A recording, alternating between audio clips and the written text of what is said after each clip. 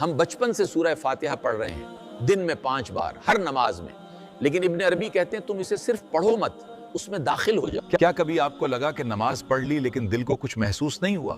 وجہ یہ ہے کہ ہم نے الفاظ ادا کیے مگر مکالمہ نہیں کیا۔ اللہ خود فرماتا ہے میں نے نماز کو اپنے اور اپنے بندے کے درمیان آدھا آدھا بانٹ لیا ہے۔ سورہ فاتحہ ایک ٹو وے کمیونیکیشن ہے۔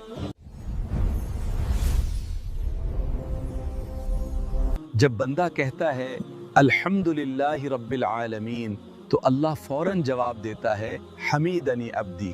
سوچیں آپ زمین پر کھڑے ہو کر بول رہے ہیں اور 7 آسمانوں کے اوپر آپ کا رب فرشتوں میں فخر سے کہہ رہا ہے دیکھو میرے بندے نے مجھے یاد کیا۔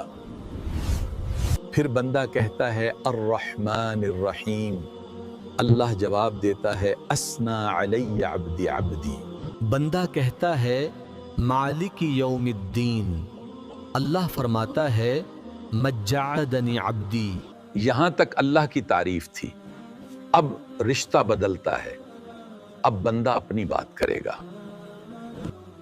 ایاک نعبد و ایاک نستعین، اللہ فرماتا ہے یہ میرے اور میرے بندے کے درمیان مشترک ہے اور میرے بندے کے لیے وہ ہے جو اس نے مانگا۔ سب سے بڑی چیز مانگو، پیسہ نہیں، صحت نہیں، راستہ مانگو، اہدنا الصراط المستقیم، کیونکہ اگر صراط مستقیم مل گیا تو باقی سب سکون، کامیابی، جنت خود بخود مل جائے گا۔ یہ ماسٹر کی ہے۔ صراط الذین انعمت علیہم، ان کا راستہ جن پر تو نے انعام کیا۔ انبیاء، صدیقین اور شہداء کا VIP راستہ ہے۔ غیر المغضوب علیہم، نہ کہ ان کا راستہ جن پر غضب ہوا، جو جانتے تھے مگر عمل نہیں کیا۔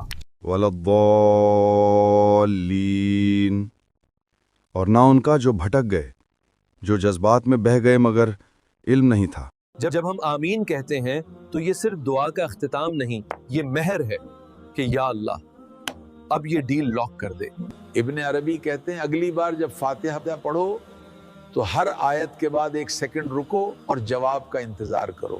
اگر آپ چاہتے ہیں کہ اگلی نماز میں یہ کیفیت نصیب ہو تو کمنٹ میں آمین لکھیں اور چینل سبسکرائب کریں۔